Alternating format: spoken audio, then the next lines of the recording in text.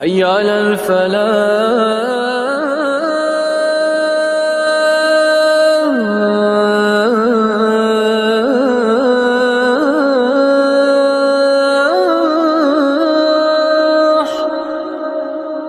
दियारे मगरिब के रहने वालों,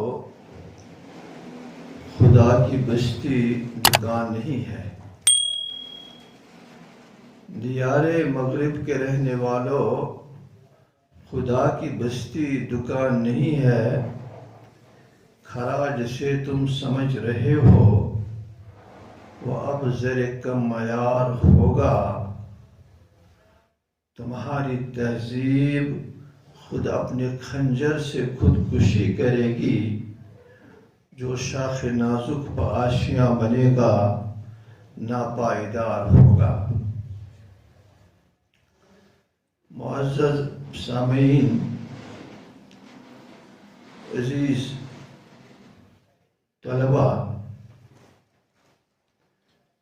25 बरस का तवील उर्सा बीत गया।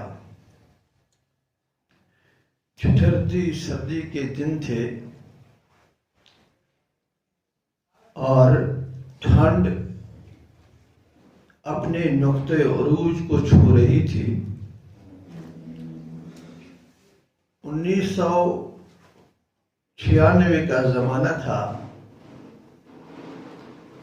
जब इस मादरे इल्मी की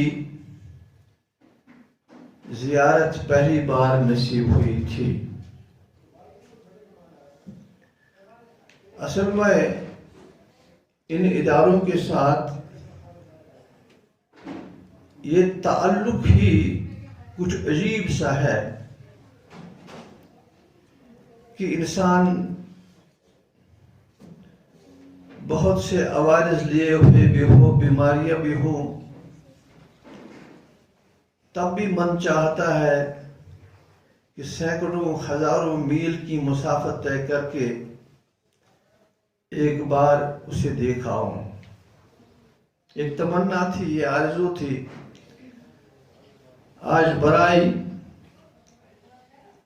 लेकिन अल्लाह की मशीयत थी कि आते ही बिस्तर अलालत पे लोटपोट होने लगा।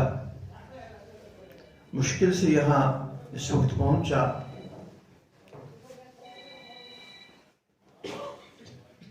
तो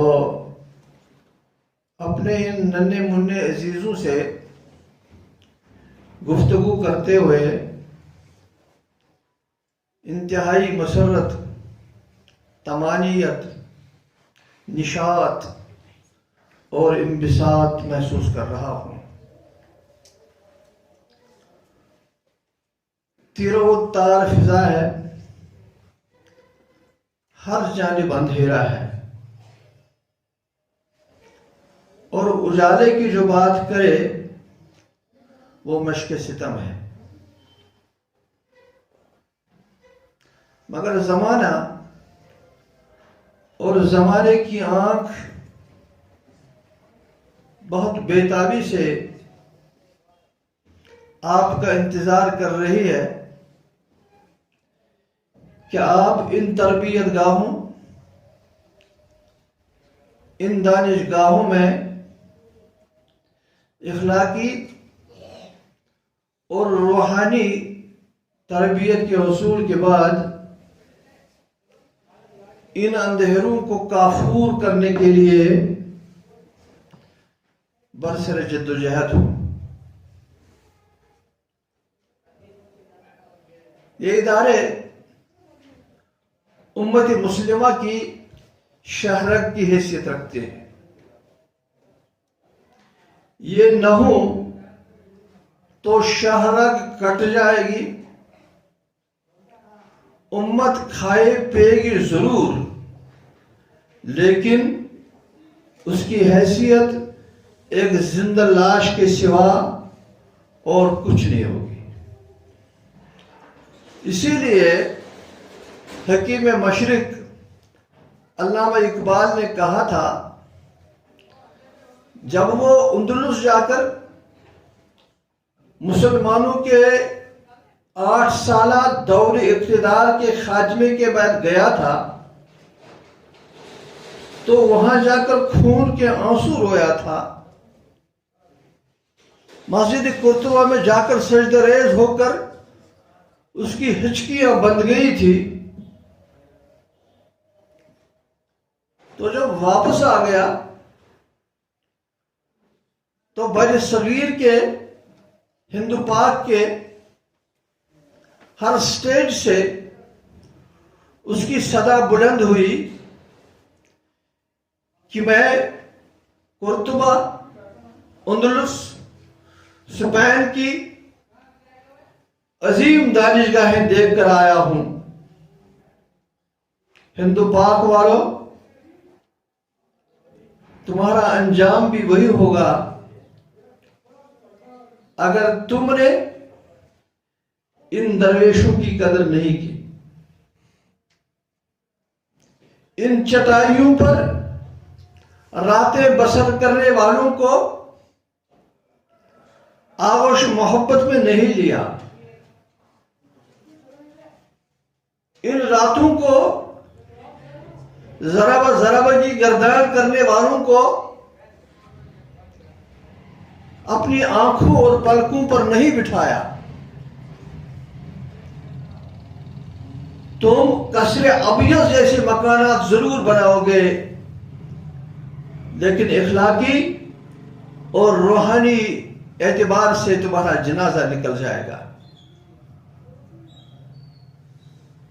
जिस तरह आज इकबाल कहता है, जिस तरह आज अंदलुस में इन्हीं इदारों के खात्मे की वजह से सिर्फ अल हमरा के खंडरात नजर आते हैं, इसी तरह तुम्हें हिंदू पाक में ताजमहल जरूर नजर आएगा, लाल किला के खंडरात जरूर नजर आएंगे, लेकिन इस्लाम अपनी हकीकी रूह के साथ नजर नहीं आएगा। काबिल तहसीन है वो नफूस जो इन तिरगियों में, इन जुल्मतों में, इन अंधेरों में इन चिरागों को रोशन करने का बंदोबस्त करते हैं। और यही इदारे हैं, यही दानिशगाहें हैं जिनके हाथ में हमारा कल होगा। मैं अक्सर कहता हूं अपने खिताबात में, चूंकि मजलिस बड़ी मुख्तसर है, लहजा मेरा तकरीरी नहीं होगा, मजलिसी गुफ्तगू होगी। किस किस अनुमान पर बात करें एक मुख्तसर वक्त में?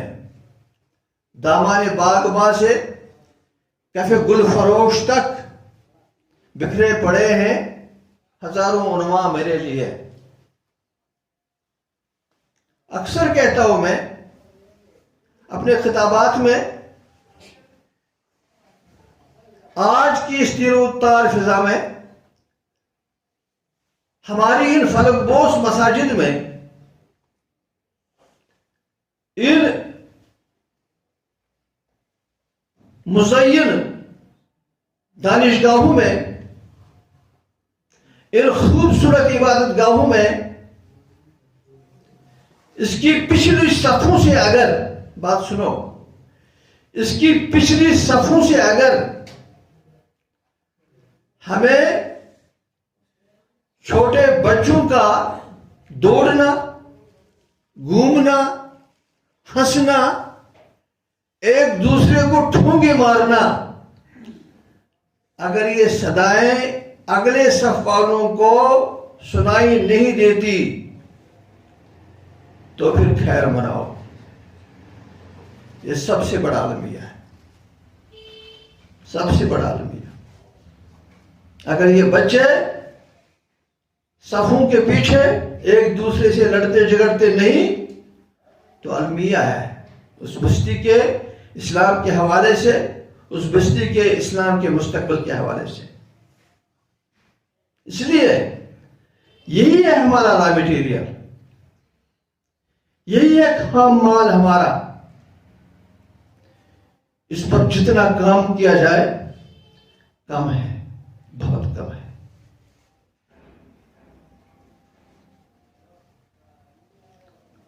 आज जिस मौजू पर हम बात करेंगे वो थोड़ा हटके होगा। आज हम अक्सर बेशतर वालिदैन को अपने बच्चों की बेहतर तरबियत के लिए आमादा करने के लिए अपनी तकरीर का एक बड़ा हिस्सा उस पर सर्फ कर देते हैं कुरान और सुन्नत की रोशनी में। लेकिन आज बात कुछ अछूती होगी कि अगर एक बाप नमाज नहीं पढ़ता है, रोजे नहीं रखता है, सदकात नहीं करता है, घर के माहौल पर उसकी गिरफ्त नहीं है, सोशल मीडिया का तूफानी बदतमीजी उसके घर की इखलाकी चोलों को हिला रहा है, दहला रहा है, उरियानियत और बेहयाई पर अपने घर में भी कदगन लगाने में कामयाब नहीं हो पा रहा है। इतना होने के बावजूद भी अगर उसकी यह कोशिश होती है कि मैं अपने बच्चे को दरसगाह में डालूं, काबिल तहसीन है। किसी दानिशगाह में डालूं तो काबिल तहसीन है कोशिश।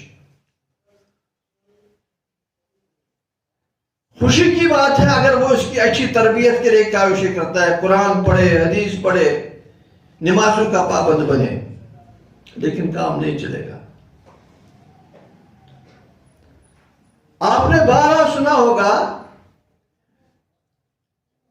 कि अल्लाह के एक अजीम पैगंबर थे सैयदना मूसा अलैहिस्सलातु वस्सलाम। एक दफा अल्लाह ताला ने उसे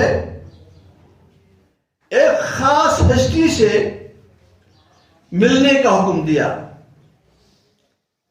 आप बता सकते हैं नाम? खिज़र से मिलने का हुक्म दिया अलैहिस्सलातु वस्सलाम। लंबी वो गुफ्तगू है, मैं उस जान नहीं जाऊंगा।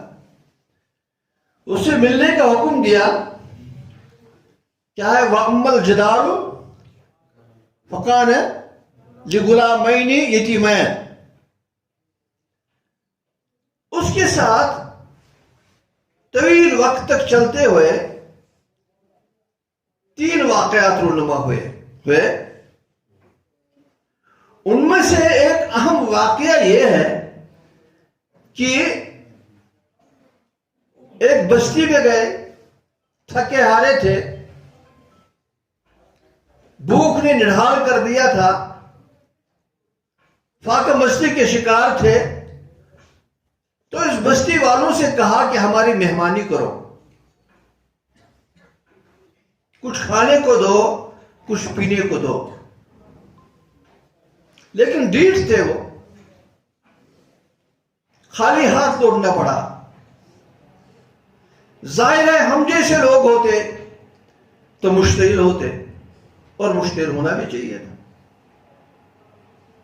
पता नहीं हम क्या क्या कहते, क्या क्या कर गुजरते।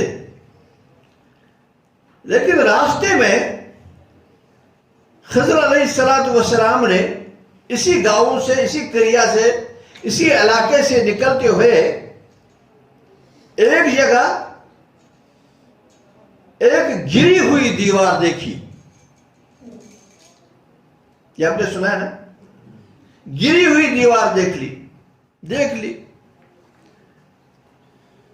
लेते तो चल देते, रुके। तो मूसा से कहा कि इस दीवार को हम पहले इसकी पहली वाली बुनियादों पर खड़ा कर देंगे, उस्तवार कर देंगे। तो जाहिर है मूसा का यह कहना दुरुस्त कि बाबा इन्होंने हमें खाना नहीं दिया, पीना नहीं दिया। तो उसने कहा कि ये काम मुझे करने दो, कर गुजरा। तो फिर जब यह सफर अपने इख्तिताम को पहुंच गया और तीनों वाक़यात की तावील तौजीह खज़र ने पेश की, उसमें सबसे बड़ी तौजीह ये थी इस दीवार के मुतालिक, इस दीवार के नीचे एक खजाना था। खजाना है सोने का, चांदी का, माल का, दौलत का, रुपए का। अंदेशा था ये दीवार गिरते गिरते इतना न गिर जाए कि ये अहले इलाका आए और उसे लूट ले। तो इससे पहले कि मूसा कहता हमें क्या, वो कहते ना कश्मीरी में, वो सानू की, इन्होंने हमारे साथ कौन सा अच्छा सलूक किया। ये सवाल सुने बगैर खज़र ने कहा वह अम्मल जदारू फकान गुलामैन यतीमैन, ये जो दीवार है ये दो यतीमों की है। तहतहु कंज, उसके नीचे खजाना है, कहीं इसे ये न लूट ले, ये बालिग हो जाए तो फिर खुद ये इसे गिरा देंगे और ये निकाल देंगे। अब इसके बाद मूसा पूछते कि क्यों किया आपने, तो उसने असल बात मुझे ये कहनी है। तो उसने कहा वकान अबूहुमा सालिहा, इनका भाव जो था ये इस वजह से मैंने किया। अंदाजा करो, मैं आज बच्चों से बात नहीं करूंगा, बच्चों के वालिदैन से, वो आज अगर यहां नहीं है तो बाकी और इन सऊदी आलात के जरिए से सुनेंगे, देखेंगे।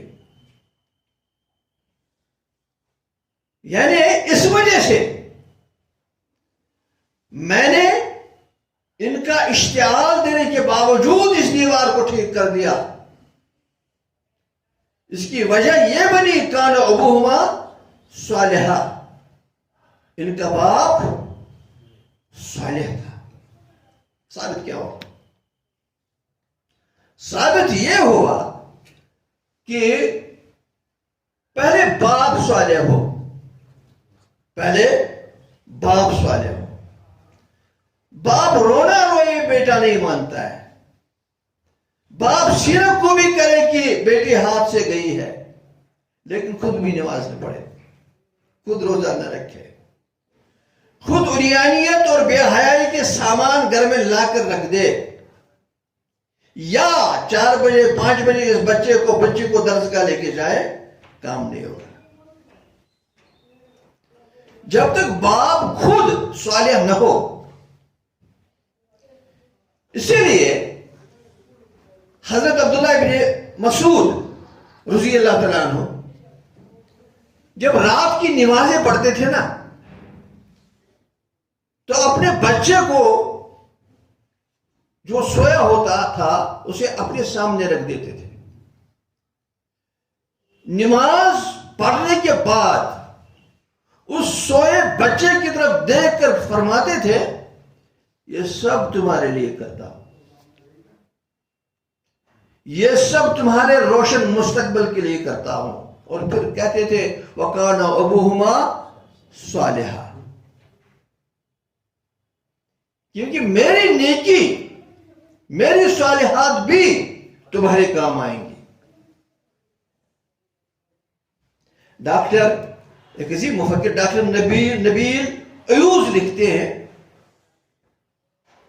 कि मुझे जब कोई परेशानी होती है, मैं किसी जहनी इंतशार का शिकार हो जाता हूं, तो मैं एकदम अपना जायजा लेता हूं, शायद मेरे नवाफिल में कमी है, शायद सदकात में कमी है, शायद गरीबों की इमदाद करने में कमी है, और मैं इसलिए ये ज्यादा करता हूं ताकि इस चीज के तुफैल मेरे बच्चों का मुस्तकबल बहुत सालिह हो, बहुत अच्छा हो।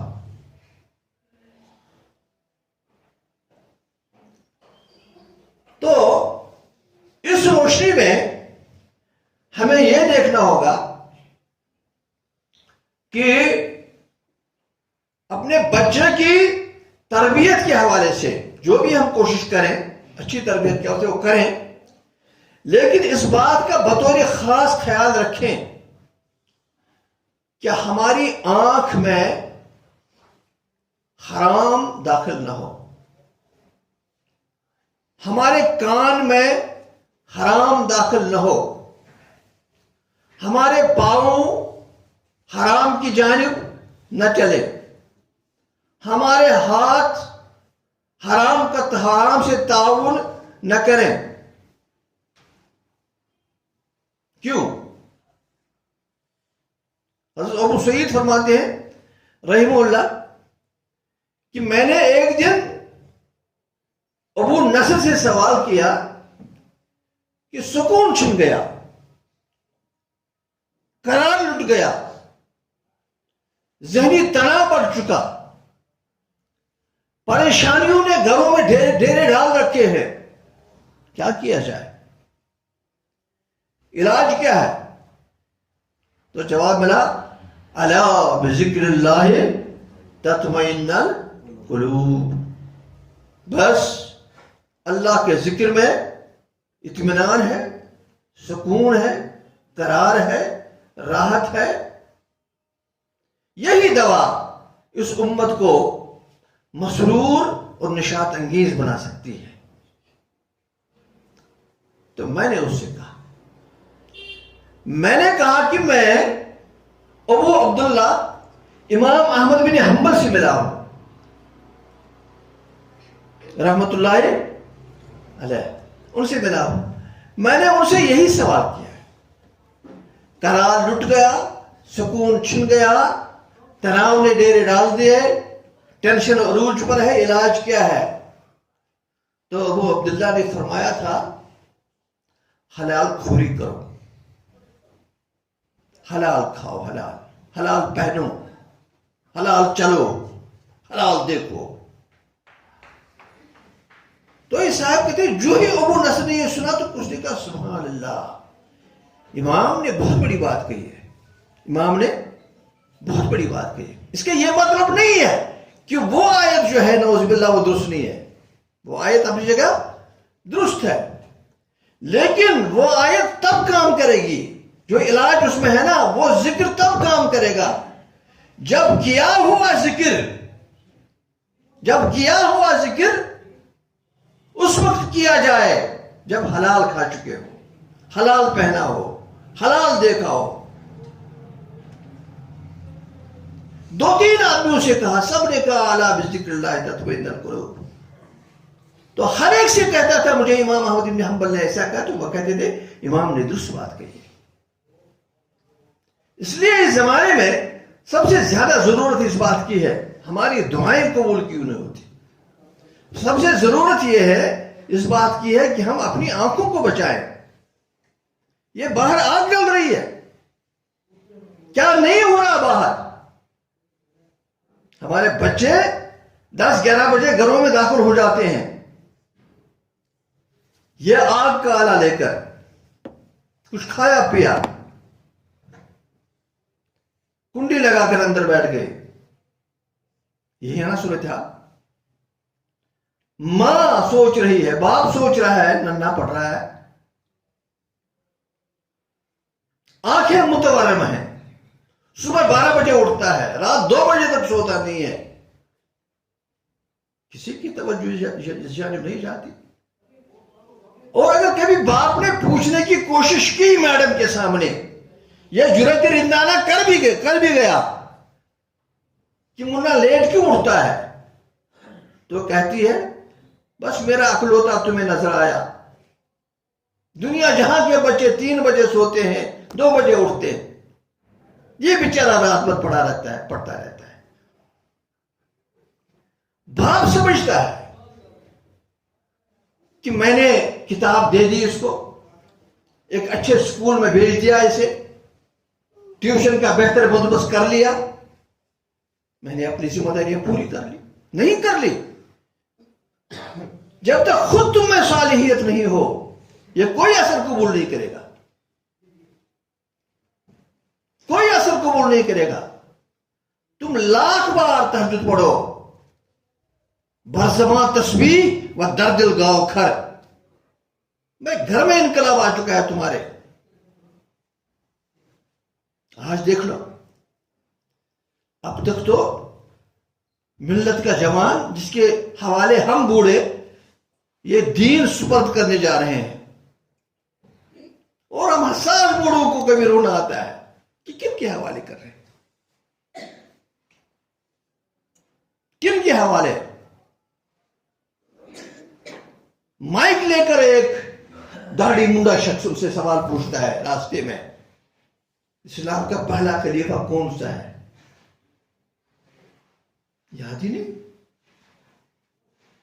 माइक लगा के पूछता है, उम्मत की पहली मां का नाम क्या है? तो जवाब ऐसा आता है कि रोंगटे खड़े हो जाते हैं, कुछ पता ही नहीं।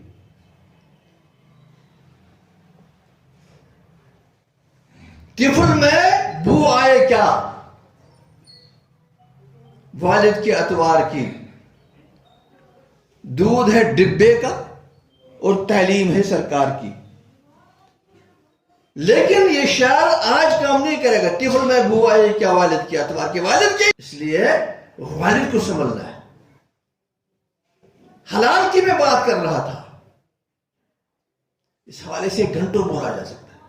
हलाल की मैं बात कर रहा था, एक मुख्तसर तमसील से समझाने की कोशिश करूंगा कि जब हम कोई गर्म चीज हाथ में लेते हैं खाने के लिए, तो हम हाथ एकदम झटक देते हैं। क्यों? हाथ कहता है मैं जल जाऊंगा। दिमाग से इसे मैसेज आ जाती है ना, दिमाग से मैसेज जल जाओगे, झटक दो, जो भी है, कितना भी कीमती ग़िज़ा क्यों नहीं, झटक दो। झटकता है हाथ, कहते हैं मत उठाओ भी जब तक ये सर्व नहीं होगा। फिर यही खाने की चीज जब हम मुंह में रखते हैं तो दांत कहते हैं ये नरम है या सख्त है। फिर यही खाना जब जुबान पर आता है तो जुबान कहती है ये तल्ख है या शीरीन है। फिर यही खाना जब हम चबाते हैं या हाथ में लेते हैं तो नाक कहती है ये ताजा है या बासी है, कहते ना। लेकिन क्या हाथ, क्या नाक, क्या जबान, क्या दांत ये बोल सकते हैं कि जो मुंह में आ गया ये हलाल है या हराम है? बोल सकता है? बोल सकते हैं? ये कौन बोलेगा? ये कौन बोलेगा? ये एक मुसलमान की हैसियत से हमारा ईमान है, ये एक किताब बोलेगी तुम्हें क्या खाना, क्या नहीं खाना, क्या पहनना, क्या नहीं पहनना, क्या देखना, क्या नहीं देखना, कहां जाना, कहां नहीं जाना, ये किताब कहेगी। ये किताबें नेस चीजें दीगरस, इसने अरब के बदलुओं की तकदीर बदल डाली और उन्हें शाहजहां बना दिया। आम की आम में चंद बरसों में वो बदल गए, चंद बरसों में बदल गए। यही किताब मैं आपको यूं समझाऊंगा कि मेरे हाथ में एक आला है, इसे क्या बोलते हैं? हाँ? बोलो ना, मोबाइल फोन बोलते हैं इसे। अगर खाली मोबाइल बोलेंगे, हम तो बोलते हैं खाली मोबाइल भी, लेकिन मोबाइल का अगर हम लघवी मायने समझे तो इसके लिए वो नाम काफ़ी नहीं है। इसके लिए मोबाइल के साथ फ़ोन लगाना लाजमी है। मेरे हाथ पे मोबाइल फ़ोन है।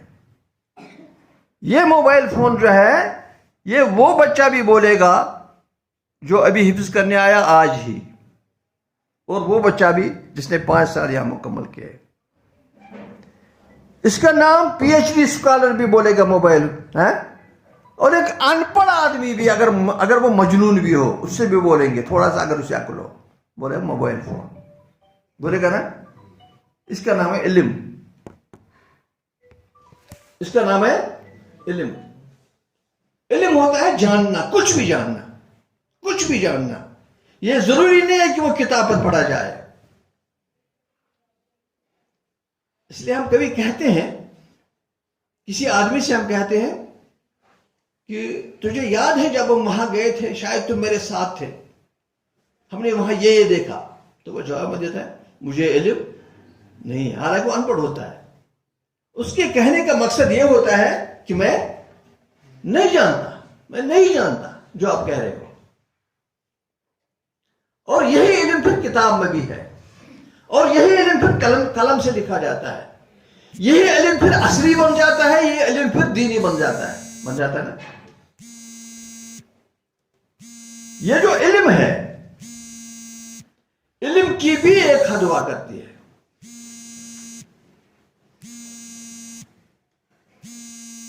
और अक्ल का अपना मुकाम है, अक्ल का अपना मुकाम है। ये जो अक्ल है, अक्ल के बारे में मैं ये कहूंगा कि अक्ल की भी अपनी सरहदें हैं। ये कहीं रुकती है, इसे रोकना होगा कहीं। ये किसी को फिर मिर्जाई बना देती है, किसी को एथीस्ट बना देती है, किसी को दहरी बना देती है, किसी को बेहया बेशर्म बना देती है, और तावील करती है, जस्टिफाई करती है, गलत चीजों को जस्टिफाई करती है, जवाब देती है। अक्ल अय्यार है, सब बेस बदल देती है। इसकी एक सरहद है। और इस अक्ल के तराजू पर इतना ही बोझ डालो जितना बोझ ये सह सके। किसी ने आप में से सुनार का तराजू देखा है? सुनार का देखा है? कितना बड़ा होता है? पाव भर, पाव, 1.5 पाव या आधा किलो होगा।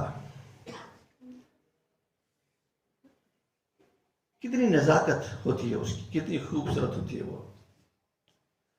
उसमें मापने तोड़ने का भी एक मखसूस वजन होता है।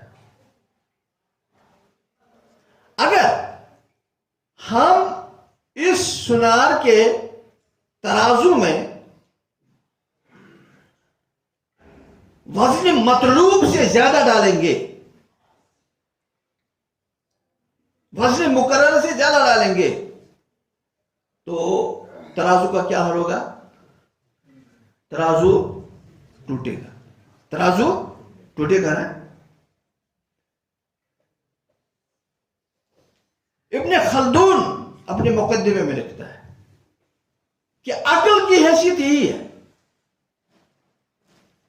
कि उसे एक महदूद दायरे में रखो,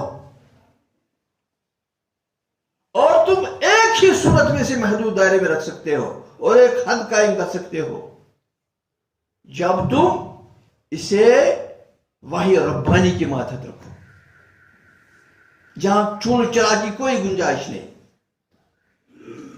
इतना छोटा सा दिमाग और बातें इतनी बड़ी कि कभी इसकी बातें फिर कुरान से टकराती है।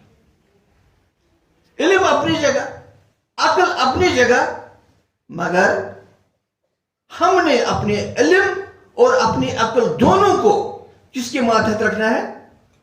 वही की मातहत रखना है, कुरान की मातहत रखना है।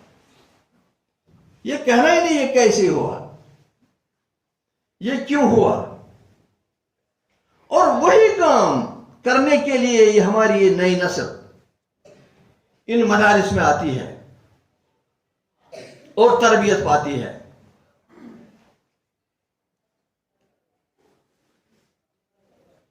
लिहाजा जरूरी है कि अगर हम इस नई नस्ल के काकुल खम रूहानी और इखलाकी एतबार से संवारना चाहते हैं, माँ की ख्वाहिश है, बाप की ख्वाहिश है, तो उसके लिए दोनों का सालेह होना जरूरी है, अहम है। माँ की गोद इसकी बेहतरीन दरसगाह है। यहां पढ़ के जाएगा हया, शर्म, मोबाइल के नुकसानात, चरस, बंग, अफ्यून, हेरोइन के नुकसानात। घर में जाएगा वहां उसके उलट होगा। और हर फर्द का एक एक अमल दीन के खिलाफ गवाह होगा, तो जाहिर है कि वो बच्चा फिर दीनदार नहीं रह सकता। एक आदमी फिर उन्हें अपने काबू में नहीं कर सकता, बहुत सारे आदमी उसे अपने काबू में कर सकते हैं। इसलिए ये हलाल और हराम की तमीज भी रखनी लाजमी, बाप की सालिहियत भी लाजमी, और इन बच्चों के लिए दुआएं करना वालिदैन की जानिब से ये भी लाजमी। इस्तिग़फ़ार को, इसके साथ ही मैं अपनी बात को इख्तिताम तक पहुंचा दूंगा। इस्तिग़फ़ार अगर मां करती है बेटे के लिए, बाप करता है, हजारों पीर, हजारों सालिहीन उस अनपढ़ मां की दुआओं के सामने हेज है। अनपढ़ मां के सामने जो वो करवटें बदलते हुए भी करती है, जो वो फाके रहकर करती है,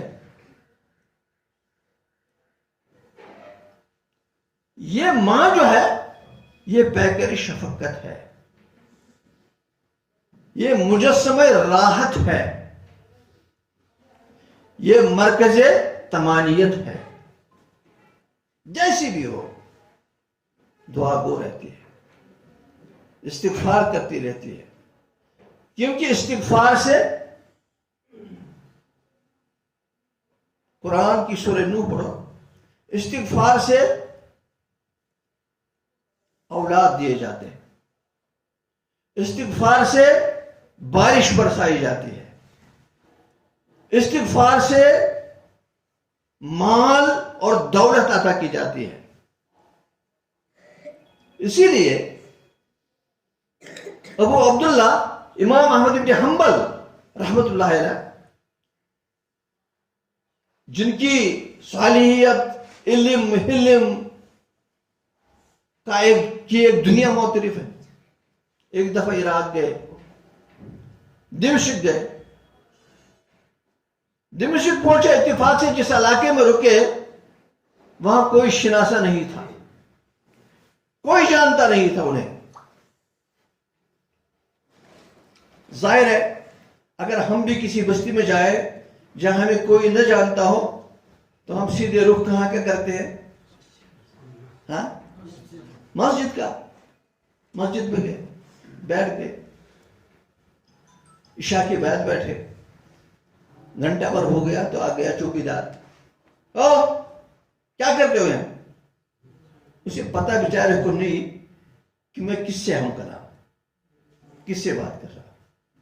उसने कहा, आपने कहा मुसाफिर हूं, कोई शिनासा नहीं, कोई रिश्तेदार नहीं, कोई दोस्त नहीं। उसने कहा नहीं, मुंतजिमीन का हुक्म है मस्जिद को ताला लगाना है। उधर से वो नहीं मानता, इधर से ये नहीं मानता, तो ऐसा हुआ कि उसने निकाल के रख दिया इमाम अहमद बिन हंबल को। तो मस्जिद के बाहर जो दहलीज थी उसी पर वो टूटी फूटी एक चटाई थी, उसने डाली और उसी पर सोया।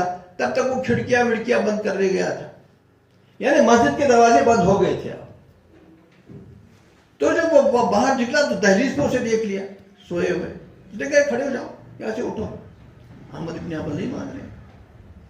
हाल ये हुआ कि उसने अपने हाथ दराज किए और वक्त के इस अजीम आलिम को घसीट दिया, घसीट लिया। क्या करते इमाम अहमद इब्न हंबल? ना अपना तारुफ करता है, ना कुछ बोलते हैं। तो क्या हुआ कि फिर एक नान भाई की नजर पड़ी जो रोटियां बनाता है। उसकी नजर पड़ी, वो आ गए, वो भी नहीं जानता था। एक इंसान की हैसियत से जज्बे तरहम उसका काम कर गया। उसने कहा मेहमान हो, आओ मेरे पास। गए इमाम अहमद बिन हंबल, तनूर लगा हुआ है, तो वो तनूर पर रोटी लगाते हुए निकालते हुए कहा अस्तगफिरुल्लाह अस्तगफिरुल्लाह रब्बी इन्नी ज़लमतु नफ्सी ज़ुल्मन कसीरा, इस्तिग़फ़ार की दुआ है। तो इमाम अहमद बिन हंबल सो गए। सुबह उठे, सुबह तनूर के नजदीक फिर अस्तगफिरुल्लाह की सदाएं। तो इमाम अहमद बिन हंबल ने उसे पूछा, भाई वक्त का इमाम पूछ रहा है, इस्तिग़फ़ार करना तो सही, लेकिन तुम्हारा एक सांस भी उसके बगैर नहीं गुजरता, अस्तगफिरुल्लाह अस्तगफिरुल्लाह। तो उसने कहा तुम नहीं जानते, मेरे सारे काम इसी अस्तगफिरुल्लाह से बन गए, सारे काम। अच्छी शरीक हयात, सालिह, फरमाबरदार, नेक, बहुत अच्छे बच्चे, तहज्जुद गुजार, कुरान पढ़ने वाले, मेरे फरमाबरदार, एक अच्छा मकान जो मेहमानों के लिए भी काफी है, रिज़्क़ की कुशाइश, बहुत तेरी रिज़्क़, और इतना पैसा कि मैं खर्च कर देता हूं गरीबों पर। बस इतना कहने से, अस्तगफिरुल्लाह, इस्तिग़फ़ार करने से। तो उसने कहा अब भी कोई ख्वाहिश है? बच्चे भी मिले हैं, दौलत भी मिली है, माल भी मिला है, अब भी कोई ख्वाहिश है जिसके लिए ये करते हो? कहा हाँ, एक ख्वाहिश है। कहा क्या? कहा कि एक दुनिया इमाम अहमद बिन हंबल की माला जपती है, उनकी तारीफें करती है, उनके हवाले से तकारीर होती है, मजालिस होती है, उन्हें देखने के लिए सुना है अरबो अजम से लोग आते हैं। आपके जो मैं इस्तिग़फ़ार ज्यादा करता हूं, उसमें मेरी नीयत ही है, काश अल्लाह मुझे वो दिन दिखाए जब मैं इमाम अहमद बिन हंबल से मुलाकात कर सकूं। तो इमाम अहमद बिन हंबल उठे, अश्कबार हुए, उसे बगलगीर हुए, कहा रोटी बनाने वाले अनपढ़ नानवाई, तुझे पता नहीं तूने क्या किया है? मैंने घसीटा इसीलिए अपने आप को अल्लाह ने यहां भेजा, इतनी मसाफत मैंने तय की, इतनी मुश्किलात मैंने बर्दाश्त किए, मस्जिद से मुझे निकाल दिया गया इसीलिए कि तुम इस्तिग़फ़ार करते थे मुझे देखने के लिए, वो मैं हूं। इसलिए मेरी वालिदैन से यही गुजारिश रहेगी खुसूसन कि वो खुद सालिह बने, सालियत का मुजाहरा करें, और इन बच्चों के हवाले से इस्तिग़फ़ार करें, इनके बेहतर मुस्तक़बिल के हवाले से इस्तिग़फ़ार करें। खाली इन्हें डांटने से, डिपटने से कुछ नहीं होगा जब तक आपके दिल से निकलने वाली सदा इनके हक में नहीं जाती। बात जो दिल से निकलती है असर रखती है, पर नहीं मगर ताकते परवाज रखती है। मैं दुआ करूंगा कि इस मजलिस को आरास्ता करने वालों को, इन इज्तिमात को का इनेकाद करने वालों कि अल्लाह ताला हर मुराद, हर अच्छी मुराद पूरी कर ले, और इन इदारों को अल्लाह ताला तरक्की के बामे उरूज पर पहुंचा दे, इनके असातिज़ा को अल्लाह ताला इज्जतों और रिफातों से नवाजे, और जो साहिब सरवत लोग इसकी मदद करते हैं, इन इदारों की मदद करते हैं, अल्लाह ताला उनकी मदद फरमाए, आनत फरमाए। और आज हमें सबसे ज्यादा उन अपने मोहसिनीन को याद रखना चाहिए जो 100 साल पहले, 80 साल पहले, 90 साल पहले इस बात का इदराक कर चुके थे कि यहाँ एक तौहीद व सुन्नत का मरकज हो। और फिर दूसरी जमात आई, उसने कहा कि यहाँ सुफा की मुशाबा, सुफा की तरह एक दरसगाह भी हो। ये बेल जो मंडे चढ़ रही है, बीज उन्होंने बोया है, अपने असलाफ को मत भूलिए और अल्लाह से दुआ कीजिए मिस्ल ऐवान सहर मरकज फरोजा उनका हो, मिस्ल ऐवान सहर मरकज फरोजा उनका हो, नूर से मामूर वो खाकी शबिस्ता उनका हो, आसमां उनकी लहद पर शबनम अफशानी करे, सब्ज़े नवरस्ता इस घर की निगहबानी करे। अल्लाह ताला हम सब की हिफाजत फरमाए, इस इदारे की हिफाजत फरमाए और इसको चलाने वालों की हिफाजत फरमाए। मैं जमीयत अहले हदीस जम्मू कश्मीर की जानिब से